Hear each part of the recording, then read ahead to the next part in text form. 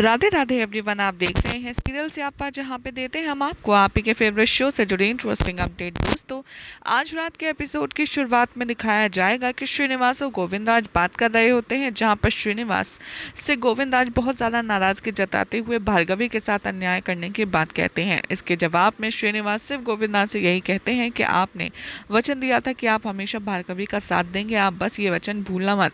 और ये कहकर के विवाह के मंडप में चले जाते हैं।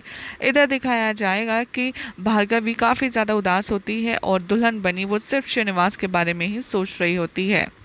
इधर इतने में उसकी सखियां आएंगी और उससे पूछेंगे कि क्या हुआ भार्गवी, तुमने क्या सोचा है।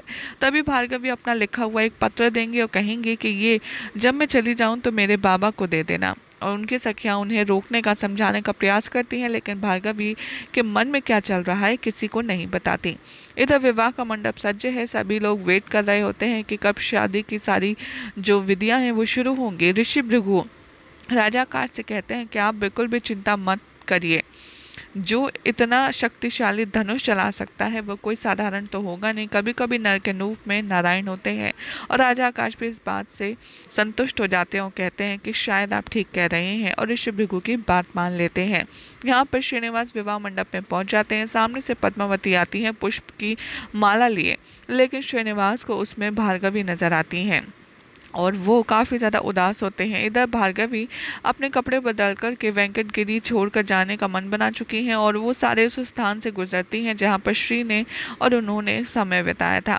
इधर पद्मावती और श्रीनिवास आपस में माला एक्सचेंज करते हैं और फेरे लेना शुरू करते हैं और शादी की विधियां शुरू हो जाती हैं।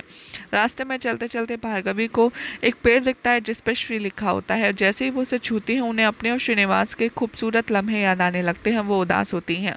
इसी को सोचकर भार्गवी अपना कंगन उतार देती हैं जो कि श्रीनिवास ने उन्हें दिया था और अपने पल्लू से बांध लेती हैं। और इधर श्रीनिवास और पद्मावती का गठबंधन शुरू होता है और यहाँ पर फेरे लेना ये दोनों स्टार्ट करते हैं। चलते चलते भार्गवी के पैर में कांटे चुभ जाते हैं जिसकी वजह से खून निकलने लगता है और इधर फेरे लेते लेते श्रीनिवास के पैरों से भी खून आने लगता है। ये देखकर गोविंदराज काफ़ी ज़्यादा हैरान रह जाते हैं कि आखिर श्रीनिवास के पैरों से खून कैसे आ रहा है। और शादी की विधि समाप्त होते ही शादी संपन्न हो जाती है, जिसे देखकर ऋषि भृगु चैन की सांस लेते हैं और सोचते हैं कि चलो, मैंने पद्मावती के साथ श्री को बांध दिया, अब मैंने अपनी भार्गवी को बचा लिया। ये सोचकर कि वो खुश होते हैं।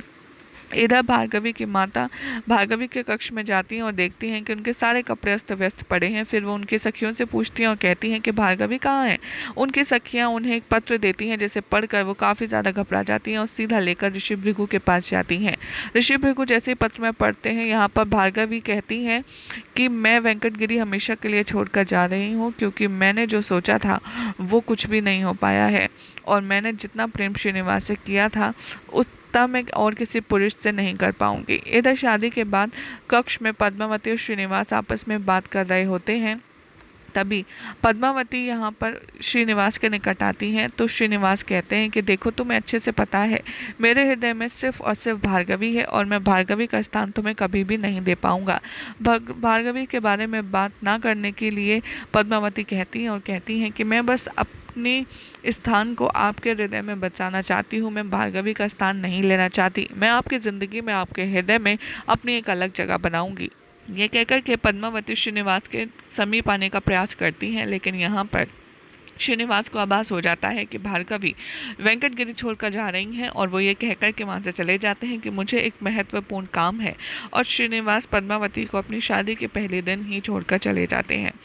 अब ऐसे में देखना होगा काफ़ी ज़्यादा इंटरेस्टिंग कि क्या पद्मावती को ये रियलाइज़ होगा कि आखिर जो उसने किया है वो कितना गलत किया है और उसने दो प्यार करने वालों के बीच में आने की गलती की है, और उसके बाद क्या होगा, इन दोनों के रिश्ते का सच ये देखना होगा। काफ़ी दिलचस्प। ऐसे ही मज़ेदार अपडेट्स के लिए चैनल को सब्सक्राइब करें, वीडियो को लाइक शेयर करना ना भूलें।